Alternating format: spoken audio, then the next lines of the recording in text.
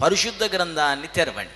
147వ కీర్తన 3వ చరణం. గుండె చెదరిన వారిని ఆయన బాగు చేయువాడు, వారి గాయములు కట్టువాడు.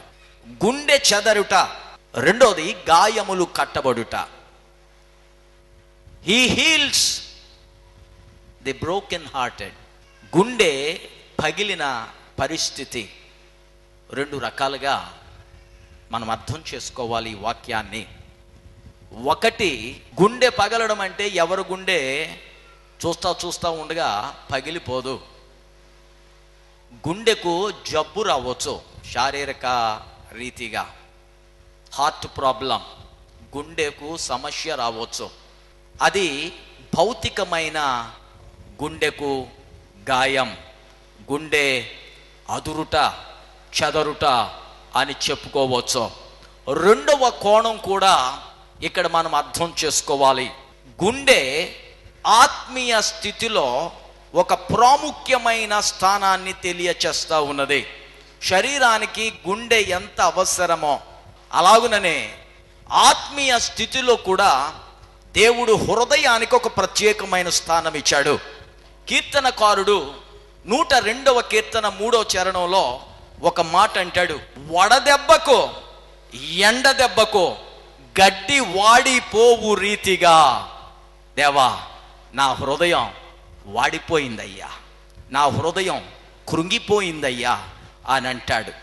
ఎండ దెబ్బకు పచ్చగడ్డి ఎండుగడ్డిగా ఎలా మారిపోద్దో, ఎండ దెబ్బకు గడ్డి వాడిన రీతిగా వడదెబ్బ వడగాలి వీచినప్పుడు మనుషులు కూడా సొమ్మసిల్లిపోతారు, పశువులు సొమ్మసిల్లిపోతాయి, పిట్టలు రాలిపోతాయి, మనుషులు వడదెబ్బకు గురై చనిపోయే పరిస్థితి ఆసన్నమవుతుంది. దావీదు అంటున్నాడు, వడదెబ్బ ఎలాంటిదో గడ్డికి నా గుండెకు కూడా ఒక దెబ్బ తగిలింది, నా గుండెకు కూడా కృంగింది, గాయమయ్యింది, సడలింది అని అంటాడు. ఏంటి, దావీదు గారికి ఏమన్నా గుండె జబ్బు ఉందా? దావీదు గారికి ఏమన్నా హార్ట్ ప్రాబ్లం ఉందా? బ్లడ్ సర్క్యులేషన్ సరిగా లేదా? కాదో, అది కాదు.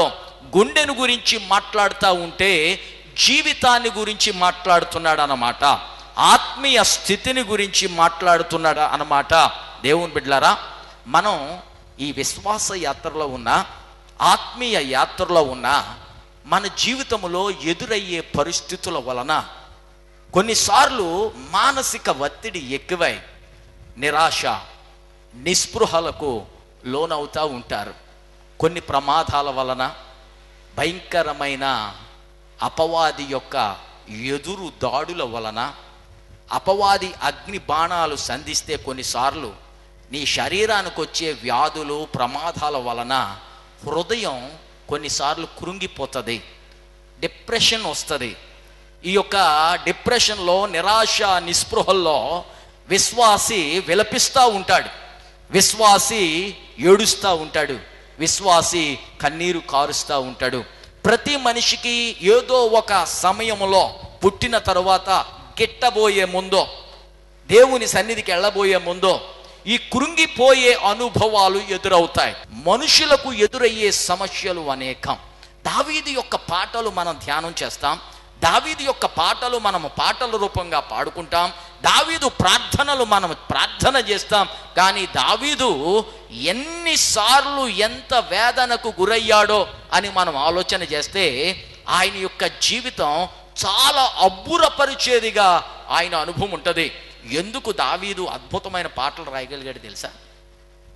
ఎందుకు దావీదు కీర్తనలకు అశేషమైన, విశేషమైన, ఉన్నతమైన, ఉత్కృష్టమైన స్థానం క్రైస్తవ బైబిల్లో, క్రైస్తవ సంఘాల్లో, క్రైస్తవ జీవితంలో స్థానం ఉందో తెలుసా? దావీదు కవిత్వం రాయాలని రాయలేదు ఈ పాటలో. చాలామంది సమాజంలో సాంస్కృతిక గేయాలు రాస్తారు, పాటలు రాస్తారు, కొంతమంది సహజ కవులు ఉంటారు, మనసును ఉర్రు తలూగించే కథలు రాయగలరు. అయితే దావీదు రాసిన పాటలు ఉన్నాయే, దావీదు చేసిన ప్రార్థనలు ఉన్నాయే, అవి మనుషుల కొరకో ఊరించడానికో లేకపోతే ఉర్రు తలూగించడానికో లేకపోతే సినిమాల కొరకో ఆయన రాసిన పాటలు కాదు. తాను ఏమి అనుభవించాడో, తాను ఎలాంటి పరిస్థితుల్లో ఆయన జీవితంలో ఆయన అనుభవిస్తున్నాడో, ఎక్కడ ఉందో ఆయన జీవితం, ఎక్కడ ఉందో ఆయన శారీరక పరిస్థితి, ఎక్కడ ఉందో ఆయన ఆత్మీయ పరిస్థితి, ఎక్కడ ఉందో ఆయన యొక్క విశ్వాస యాత్ర, అది ఏ పరిస్థితుల్లో ఉంది, అది ఎలాంటి పరిస్థితుల్లో ఉంది, ఆ పరిస్థితుల యొక్క ప్రభావం ఆయన మీద ఎలా పడింది అన్నది ఆయన అనుభవించి ఆ అనుభవాన్ని ఆయన రాతల్లో పెట్టాడు. ఏ విశ్వాసి అయితే తన అనుభవాన్ని దేవుని కొరకు రాస్తాడో, దేవునికి వివరిస్తాడో, అదే శ్రేష్టమైన ప్రార్థన, అదే శ్రేష్టమైన అనుభవం, అదే శ్రేష్టమైన కీర్తన. 38వ కీర్తనకి రండి. 6, 7, 8 విషయాలు చూడండి. నేను శ్రమ చేత మిక్కిలి కృంగి ఉన్నాను, దినమెల్లా దుఃఖక్రాంతుడనై సంచరించుచున్నాను, నా నడుము తాపముతో నిండి ఉన్నది, నా శరీరములో ఆరోగ్యము లేదు, నేను సొమ్మసిల్లి బహుగా నలిగి ఉన్నాను. దావీదు బట్టి నా హృదయ, నా గుండె వేదనను బట్టి కేకలు వేయుచు ఉన్నాను. మనోవేదన అంటే గుండెలో బాధ, గుండెలో ఉన్న బరువెక్కిన హృదయం అండి దావీదు హృదయం, బరువెక్కిన జీవితం అండి దావీదు యొక్క జీవితం. ఆటుపోట్లను తట్టుకొని దేవునిలో ముందుకు వెళుతున్న పాత్ర అండి దావీదు.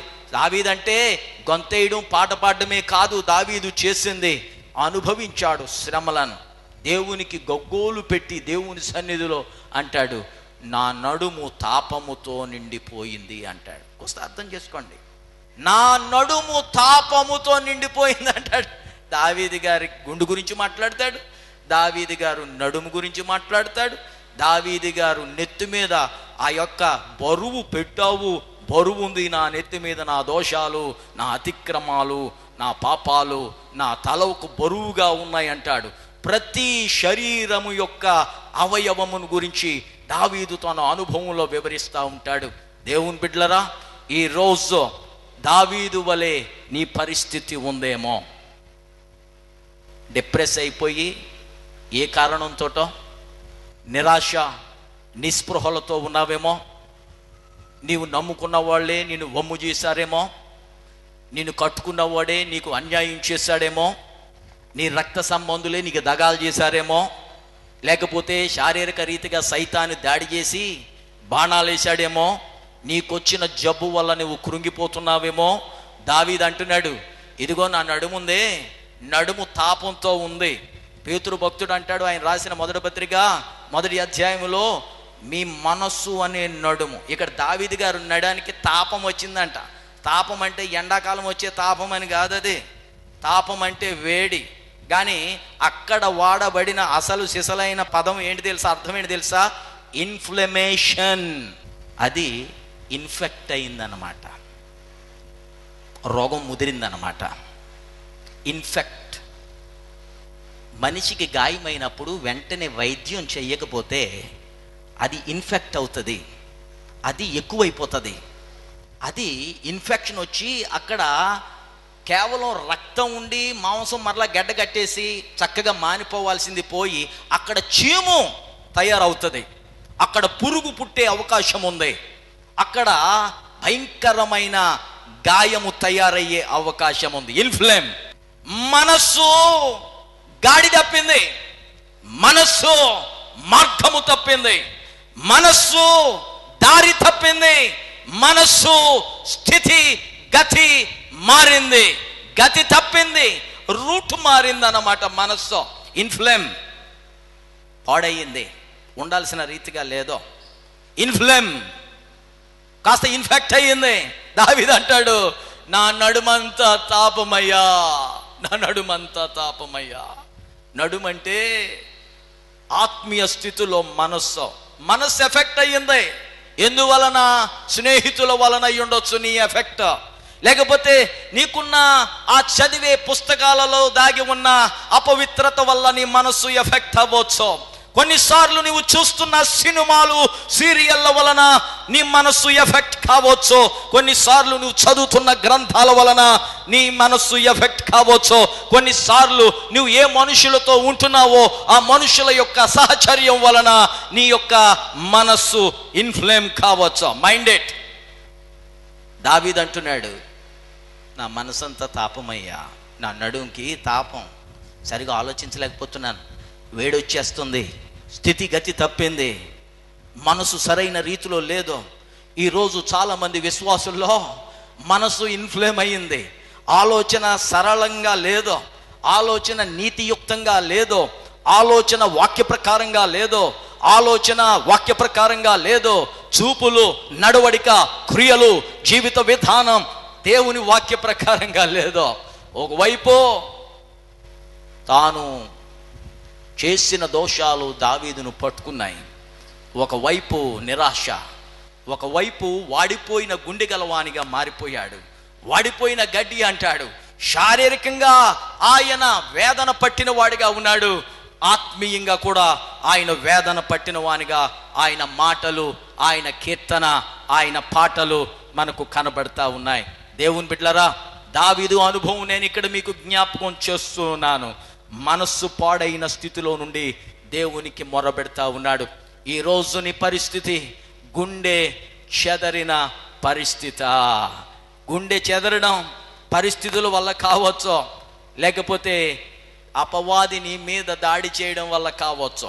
సింపుల్, స్వయంకృత అపరాధం కావచ్చు గుండె చెదరడానికి కారణం. కొన్నిసార్లు మనము చేసిన తప్పుడు నిర్ణయాల వల్ల మనకు నిరాశ, నిస్పృహలు.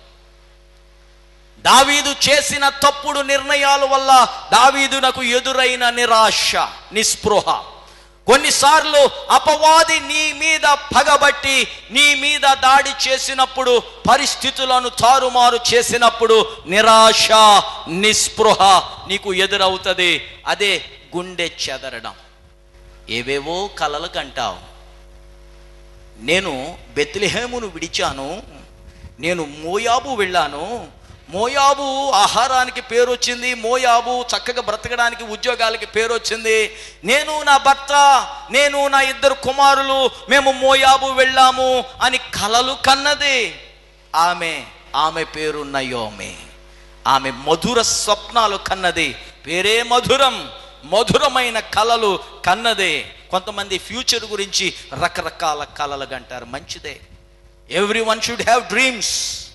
మంచి స్వప్నాలు ఉండాలి భవిష్యత్తును గురించి, మంచి కలలు ఉండాలి భవిష్యత్తును గురించి. యాకోబునకు భవిష్యత్తును చూపించే కలలు దేవుడిచ్చాడు, యోసేపునకు భవిష్యత్తును చూపించే కలలు దేవుడిచ్చాడు.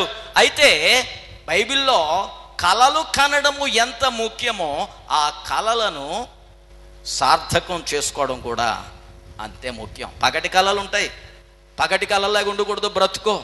నయోమి అనుకున్నది, నేను మోయాబు వెళ్తున్నా. రూతు గ్రంథంలో కనబడుతుంది, మోయాబు నా సమస్యలను తీరుస్తుంది, మోయాబు నాకు ఆహారాన్ని పెడుతుంది, మోయాబు నాకు, నా భర్తకు, నా 2 కుమారులకు ఏమి తక్కువ లేని జీవితం నాకు దయచేస్తుంది మోయాబు అని ఆశతో భర్త అడుగు వెనకాల అడుగు వేసుకుని మోయాబు వెళితే అక్కడ జరిగిందేమో తెలుసా? అనుకున్నది జరగల. భర్త చచ్చిపోయాడు. పిల్లలకేమో మోయాబీయురాళ్ళని చేస్తే కొడుకులకి 2కి 10 సంవత్సరాల వ్యత్యాసంలో కాపురం చేసి వాళ్ళు దేవుని యొక్క సన్నిధికి వెళ్ళిపోయారు. మోడిబారింది జీవితం, గుండె చెదరడం, మోడిబారింది బ్రతుకు, కళ చెదిరింది, స్వప్నము మధ్యలో ఆగిపోయింది, రంగురంగుల స్వప్నం మధ్యలో ఆగిపోయింది. రూతమ్మకు, నయోమికి ఆగిపోయింది. భర్త చనిపోయాడు, దిక్కు లేదో. గుండె చెదిరిన వారు అనేక మంది క్రైస్తవ సంఘాల్లో కనపడుతున్నారు. నిరాశతో ఉన్నారు, నిస్పృహతో ఉన్నారు, వేదనతో ఉన్నారు. నా కష్టాల నుండి ఎలాగునా ఎవరు నన్ను తప్పిస్తారు? నా బాధలు ఎవరికి అర్థమవుతాయి? నా ఏడ్పు ఎవరికి వినబడుతుంది? నా హృదయ వేదన ఎవరికి కనబడుతుంది? నా పరిస్థితి, నా యొక్క ఇబ్బంది, నా ఇక్కట్లు, నా శోధన, నా యొక్క దీన స్థితి ఎవరికి తెలుసని అంగలార్చేవారు చాలా మంది క్రైస్తవ లోకంలో ప్రభువు యొక్క దృష్టికి కనబడతా ఉన్నారు. అందుకే ఇచ్చాడు దేవుడి వాక్యం. ఈరోజు గుండె చెదరిన దానిగా వచ్చావేమో. ఒక్కొక్కసారి ఒక్కొక్క విషయం వింటే గుండె అదురుతుంది, గుండె కరిగిపోద్ది, గుండె నిరాశ నిస్పృహలకు లోనవుతూ ఉంటుంది. బైబిల్ ఎగ్జాంపుల్స్ ఇస్తాను మీకు. దేవుడైన యెహోవా చెప్పాడు మోషేతో, కాదేషు బర్నేయ నుండి ఎష్కోలు లోయను వేగు చూడడానికి మనుషుల్ని పంపించు అన్నాడు. 12 మందిని 12 గోత్రాల నుంచి తీసుకొచ్చి, అరే బాబో ఎష్కేలు లోయకు వెళ్ళండి, అక్కడ దేవుడు ఆ దేశాన్ని మనకి ఇస్తానన్నాడు. మంచి దేశం, మంచి పండ్లు ఉంటాయంట, మంచి ఆహారం ఉంటుందంట, మంచి వసతులు ఉంటాయంట, మంచివన్నీ ఉంటాయంట, చాలా ఆహ్లాదకరమైన దేశం అట. వెళ్ళి చూడండి రా నాయన, ధాన్యం ఎలాంటిదో శాంపుల్ తేవాలా, పండ్లు ఎలాంటివో శాంపుల్ తేవాలా, మనుషులు ఎలాంటి వాళ్ళో మీరు చక్కగా జాగ్రత్తగా గమనించి వారి యొక్క వివరాలు మాకు తేవాలా, ఆ దేశ పరిస్థితులన్నిటిని వివరించాలా అని చెప్పి దైవజనుడైన మోషే కొంతమంది వేగుల వారిగా పంపించాడు. బయలుదేరారు, ఎష్కోలు లోయకు బయలుదేరారు, కాదేషు బర్నియా నుండి బయలుదేరారు. సంఖ్యాకాండం 13వ అధ్యాయం, సంఖ్యాకాండం 32వ అధ్యాయం, ద్వితీయోపదేశ కాండం 1వ అధ్యాయములో ఈ చరిత్ర మనకు కనబడుతుంది. వారు వెళ్ళినప్పుడు వచ్చి కొంతమంది ఏం చేశారో తెలుసా, వారు ఇచ్చిన సమాచారాన్ని ప్రజల యొక్క హృదయము కరిగిపోయేలాగా చేశారు. మామూలుగా చెప్పలేదు వాళ్ళు వెళ్ళొచ్చి ఏం రిపోర్ట్ ఇచ్చారంటే, ఓరి నాయన ఆ దేశం ప్రాకారాలు ఆకాశాన్ని అంటున్నాయిరా, అనాకీలు ఉన్నారు అక్కడ, వాళ్ళు మామూలు వాళ్ళు కాదు, వాళ్ళు దీర్ఘదేహులు, వాళ్ళు బలాఢ్యులు, వారు చాలా శక్తిమంతులు, వారు చాలా ఉన్నత దేహులు, వారి ముందు మిడతలెక్క కనపడుతున్నాం రా నాయన, మనం నెగ్గలేమురా, మనం యుద్ధానికి వెళ్ళకూడదురా, అయ్యో బాబు మోషే గారు ఈ దేశానికి పంపిస్తున్నాడు, మనల్ని తీసుకెళ్తున్నాడు, ఇంకేముందో మన పని అయిపోయిందిరా బాబు అని వాళ్ళు వచ్చి మెజారిటీ ఎప్పుడు నెగిటివ్ రిపోర్ట్ ఇచ్చారు. అక్కడ వినండి, క్రైస్తవుల్లో ఎక్కువ మంది ఎప్పుడు నెగిటివ్గా మాట్లాడతారు. కొంతమంది క్రైస్తవుల మనసు నిండా అపనమ్మకమే, కొంతమంది క్రైస్తవుల హృదయములో మనసంతా దేవునికి, దేవుని ప్రజలకు ఏది మేలు కాదో, ఏది ఆశీర్వాదం కాదో, ఏది ఆరోగ్యం కాదో, ఏది దీవెన కాదో దాని గురించే మాట్లాడుతూ ఉంటారు, ఏది కీడో దాని గురించే చెబుతూ ఉంటారు, ఏది అపజయమో దాని గురించే చెబుతూ ఉంటారు.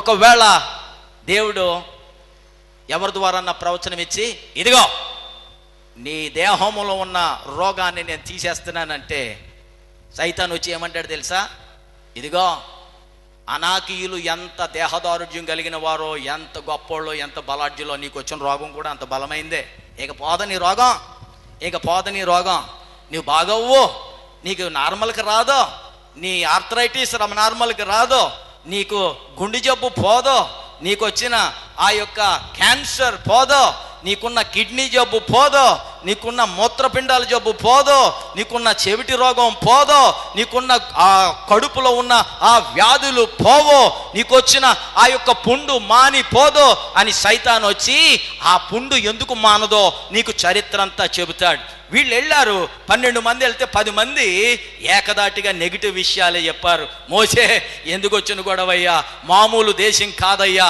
పండ్లు బాగున్నాయ్యా, దేశం బాగుంది, ఆహారం బాగుంది, అన్నీ బాగున్నాయి, కానీ ఆ దేహ దారుఢ్యము కలిగిన వారి ముందు మనము మిడతలు, నీకు వచ్చే జబ్బు ముందు నువ్వు ఎందుకు పనికిరాని దానివిగా, పనికిరాని వాడివిగా నీకు కనపడొచ్చు. ఇదిగో ఇశ్రాయేలీయుల్లో వేగులు చూడడానికి వెళ్ళిన 10 మంది వచ్చి మోషేతోనూ అక్కడ ఉన్న ప్రజలందరితోనూ వారు రిపోర్టు చెబితే వెంటేనంట దేశమంతా గొళ్ళుని ఏడ్చారట. కొంతమంది క్రైస్తవులు ఉంటారే, చనిపోవడానికి సిద్ధంగా ఉన్నవాడిని వాడి టైం రాకముందే పంపిస్తారు. మీ మాటలు అనాకీలను చూసి బెదిరారు కొంతమంది. ఎవరు బెదిరారు? విశ్వాసం లేనోళ్ళు బెదిరారు. ఎవరు బెదిరారు? ప్రార్థన జీవితం లేనోళ్ళు బెదిరారు. ఎవరు బెదిరారు? నాయకుని మీద నమ్మకం లేనోడు బెదిరారు. ఎవరు బెదిరారు? నా దేవుడు నా పక్షంగా, నా నాయకుని పక్షంగా, నా ప్రజల పక్షంగా, మా ప్రజలు మా సంఘం పక్షంగా ఉన్నాడని నమ్మని వారు బెదిరారు. రోమపత్రిక 8వ అధ్యాయం అంటది 31, 32 వచనాల్లో, దేవుడు మన పక్షమున ఉండగా మనకు విరోధి who can stand against us when God is for us. నీ ప్రభువు నీ పక్షంగా ఉండగా, నువ్వు చిన్నోడు అవ్వచ్చు, నువ్వు ముసలోడు అవ్వచ్చు, నువ్వు దీనుడు అవ్వచ్చు, దీనురాలు అవ్వచ్చు, చదువు లేని వాడు అవ్వచ్చు, లేకపోతే అంటరాని వాడు అని గెంటివేయబడిన వాడు, గెంటివేయబడిన దాని అవ్వచ్చు. దేవుడు నీ ముఖమును లక్ష్య పెట్టువాడు కాదు, నీ పరిస్థితులు లక్ష్య పెట్టువాడు కాదు. దేవుడు నీ పక్షంగా ఉండగా, ఇశ్రాయేలీల ముందు దేవుడు ఎన్ని అద్భుతాలు చేసినా కొంతమంది చెవిటి కాకుల వలె, కొంతమంది అంధుల వలె ఇశ్రాయేలీలు ప్రవర్తించడం చాలా విచిత్రం. ఏమంటాడు అక్కడ? మా దేవుడు మా పక్షంగా ఉన్నాడు, అద్భుతాలు చేస్తాడన్న నమ్మకం లేదు. మోషే ద్వారా చాలా అద్భుతాలు చేశాడు. ఈ జనం ఒక లెక్క, ఈ అనాకీలు ఒక లెక్క, ఈ లోయలో ఉన్నవారు. ఎష్కోలు లోయ అనగా ద్రాక్ష గెల, అక్కడ ద్రాక్ష పండ్లు, అక్కడ ద్రాక్ష వనములు, అక్కడ ద్రాక్ష తీగలు, అక్కడ ఆహారాలు, అక్కడ దానిమ్మ పండ్లు, అక్కడ ఉండే ప్రతి విధమైన పండ్లు అవి తీసుకుని వెళ్ళి, ఇవన్నీ బాగానే ఉన్నాయి కానీ అక్కడికి వెళ్ళి మనం నెగ్గలేమురా అని నువ్వు అనుకుంటున్నావు. నీకున్న సమస్యలు నువ్వు పరిష్కరించుకోలేను, ఇక నుయ్యో గొయ్యో నువ్వు చూసుకోవాలని అనుకుంటున్నావు. ఏ బ్రిడ్జియో ఎక్కి, లేకపోతే ఇంకెక్కడికన్నా వెళ్ళి అజాపజా లేకుండా పోవాలని, లేకపోతే ఆత్మహత్య చేసుకోవాలని నువ్వు అనుకుంటున్నావు. దేవుని బిడ్డ, గుండె చెదరిన స్థితిలోనికి ఇశ్రాయేలీలు కృంగారు. కొన్నిసార్లు నీకు వచ్చే సమస్యల వల్ల, ఎదురయ్యే సమస్యల వల్ల నువ్వు కృంగిపోతావు, నువ్వు నిరాశకు గురి అవుతావు, నువ్వు నిస్పృహకు గురి అవుతావు. దేవుడు అంటున్నాడు, ఎర్ర సముద్రాన్ని పాయలు చేసిన వాడిని నేను ఇక్కడ ఉన్నాను కదా, యొర్దాను నదిని ఆరిపోజేసిన వాడిని నేను ఉన్నాను కదా, ఫరో యొక్క జ్యేష్ఠ సంతానమును హతము చేసిన వాడిని నేను ఉన్నాను కదా. నేను మీ పక్షంగా ఉండగా, నేను మీ ప్రక్కన ఉండగా, నేను మీతో ఉండగా మీకు ఎదుట శత్రువు నిలబడగలడా అని అడుగుతాడు దేవుడు. కాలేబు, యెహోషువాలు వారిని ఓదార్చారు. వారంటారు, రండయ్యా రండి, ఈ ఈళ్ళని దేవుడు మనకు ఆహారంగా ఇస్తాడు. They will become food for us. వాళ్ళు మనకు ఆహారం అయిపోతారు, వారు మనకు దాసులైపోతారు. మన దేవుడు అరణ్యములో ఎలాగున మనల్ని నడిపించాడో, ఐగుప్తు నుండి ఎలాగున మనకు ముందుగా నడిచి మన పక్షంగా యుద్ధం చేస్తూ ఫరో సైన్యాలను ఎలాగున హతమార్చాడో అలాగున హతమారుస్తాడు. వినో, ఈ రోజు నీ సమస్యకు నీకు మధ్య యెహోవా దేవుడు వచ్చి నీ సమస్యతో యుద్ధం ఆడతాడని పరిశుద్ధాత్ముడు సెలవిస్తా ఉన్నాడు. నీ సమస్య నీది కాదు, నీ సమస్య దేవుని సమస్య. నీ సమస్య దేవుని సమస్యగా ఎప్పుడు మారుతుందో తెలుసా? నీవు నీ హృదయం తెరిచి, దావీదు వలె నా పరిస్థితి ఇదయ్యా, నేను కృంగిపోయాను, వాడిపోయిన గడ్డి వలె ఉన్నాను, సారము లేని బ్రతుకు, మోడి బారిపోయిన బ్రతుకు, ఆశలు నిరాశలుగా మారిన ఆ స్థితిలో నేనున్నానయ్యా అయ్యా అని నీ నిజ స్థితిని దేవునికి వివరిస్తే దేవుడట దావీదును బాగు చేశాడట. చూడండి, యెహోవా నా శత్రువులను నా విషయమై సంతోషనీయపగా నీవు నన్ను ఉన్నావు. శత్రువు ఒక్కడే క్రైస్తవులకు అపవాదే. దివారాత్రులు నిన్ను పడగొట్టాలని, నిన్ను చెడగొట్టాలని, నిన్ను నాశనం చేయాలని యోహాను సువార్త 10వ అధ్యాయంలో అంటాడు, దొంగ నాశనం చేయడానికి, దోచుకోవడానికి, హత్య చేయడానికి వస్తాడంటాడు ప్రభు. ప్రభు అయితే జీవం సమృద్ధిగా ఇవ్వడానికి వస్తాడట. ఇక్కడ 30వ కీర్తనలో దావీదు ప్రార్థన చేసి దేవుని స్తుతిస్తున్నాడు. శత్రువును సంతోషింపనీయక నీవు నన్ను ఉద్ధరించి ఉన్నావు, అందుకై నేను నిన్ను కొనియాడుచున్నాను. దేవుడు నీ జీవితాన్ని అపహాస్యం చేయడం, శత్రువు ఎదుట నేను అపహాస్యం పాలు చేయడం, నిన్ను నవ్వుల పాలు చేయడం, నిన్ను ఇన్సల్ట్ చేయడం, నిన్ను తోలనాడడు. ఆయన వైపు నువ్వు చూస్తే నీ ముఖం సిగ్గుపడదు. ఆయన సహాయం నువ్వు కోరితే నీవు నిరాశకు గురి కావు. ఆయన సహాయం నువ్వు అడిగితే తప్పనిసరిగా నీకు జయం వస్తుంది. నీవు నవ్వులు పాలు కావు. నీ ముందు నీ శత్రువును దేవుడు నవ్వులు పాలు చేస్తాడు. అందుకే నేను నిన్ను కొనియాడుచున్నాను. యెహోవా నా దేవా, నా దేవా, నేను నీకు మొర్రపెట్టగా నీవు నన్ను స్వస్థపరిచితివి. యెహోవా యెహోవా పాతాళములో నుండి నా ప్రాణమును లేవదీసివి. దావీదు ప్రార్థన చేస్తే దేవుడు స్వస్థపరిచాడు. దేవుని బిడ్డలారా వినండి, దేవుడు మీ ప్రార్థన ఆలకించడా? దేవుడు మీ ప్రార్థనకు జవాబియ్యడా? దేవుడు మీ మనవులు ఆలకించడా? దేవుడు మీ పక్షంగా లేడా? ఏ శ్రమ అయినా, ఏ బాధ అయినా, ఏ కరువైనా, ఏ ఇబ్బంది అయినా, వస్త్రహీనత అయినా, ఉపద్రవమైన, కరువైనా, లేమైనా, ఏదైనా నీకు నీ ప్రభుకి మధ్య ఉన్న ప్రేమ నుండి ఏ శోధనైనా సరే, ఏ జబ్బైనా సరే, దేవుని ప్రేమ నుండి నిన్ను విడిపించగలదా? మా పరమ తండ్రి, నీ మహాకనికరము చేత ఈ మట్టి గటాలం నీ పాద సన్నిధికి వచ్చామయ్యా. ఈ మట్టి ఘటాల్లో నీవు మహిమైశ్వర్యాన్ని ఉంచావు. అదే నీ పరిశుద్ధాత్మాభిషేకం. ఆ ఐశ్వర్యమే యేసు క్రీస్తు యొక్క మహిమ. నీ వాగ్దానాలు ఈ బిడ్డల పట్ల నెరవేరుస్తున్నందుకు స్తోత్రమయ్యా. వచ్చిన బిడ్డలందరినీ పేరు పేరున నీ హస్తములోంచి, ఇదిగో సమాజ మందిరములోని 2 హస్తములు ఉంచి వంగిపోయిన అబ్రహాము కుమార్తెను ముట్టిన రీతిగా ఈ బిడ్డలకు ఈరోజు స్వతంత్రత, పేదరికము నుండి, విచారాల నుండి, సమస్యల నుండి, అనారోగ్యము నుండి, అప్పుల నుండి, గొడ్రాలుతనము నుండి, ప్రతి విధమైన బాధ నుండి యేసు నామమున ఇప్పుడే విడుదలను ప్రసాదించుచున్నందుకు స్తోత్రమయ్యా. ఇప్పుడే నీ ఆత్మను కుమ్మరిస్తున్నందుకు స్తోత్రమయ్యా. ఇప్పుడే నీ వాగ్దానాలు ఇస్తున్నందుకు స్తోత్రమయ్యా. ఆశీర్వాదములతో నింపబడిన పాత్రలు వరే వీరు జీవించడానికి కృపను గ్రహించండి. కీడు నుండి తప్పించండి, శోధన నుండి తప్పించండి, వ్యాధి బాధల నుండి తప్పించండి, అపవాది బాణములను విరుగగొట్టండి. దావీదు ప్రార్థించాడు, ఆయనను స్వస్థపరిచావు. హిజ్కియా ప్రార్థించాడు, ఆయనను స్వస్థపరిచి దీర్ఘాయుషిచ్చావు. వ్యాధులతో ఉన్న వారికి యేసు నామమున ఇప్పుడే స్వస్థతతో పాటు దీర్ఘాయుష్యు నీవు దయచేస్తున్నందుకు యేసు నామమున నీకు మహిమ చెల్లిస్తున్నాము తండ్రి. నీకు స్తోత్రమయ్యా. యేసయ్యా నీకు మహిమ కలుగునుగాక. వీరిని ఆశీర్వదించి వీరి గృహస్థ జీవితాల్లో పాలు తేనెలు ప్రవహింప చేయండి. యేసు నామమున అడుగుచున్నాను మా పరమ తండ్రి. తండ్రి, కుమార, పరిశుద్ధాత్మ దీవెనలు బిడలారా మీకు నిరంతరము తోడయుండును గాక. Our phone numbers are 9440272335 and 99590479993 and 08832462 408. May God richly bless you.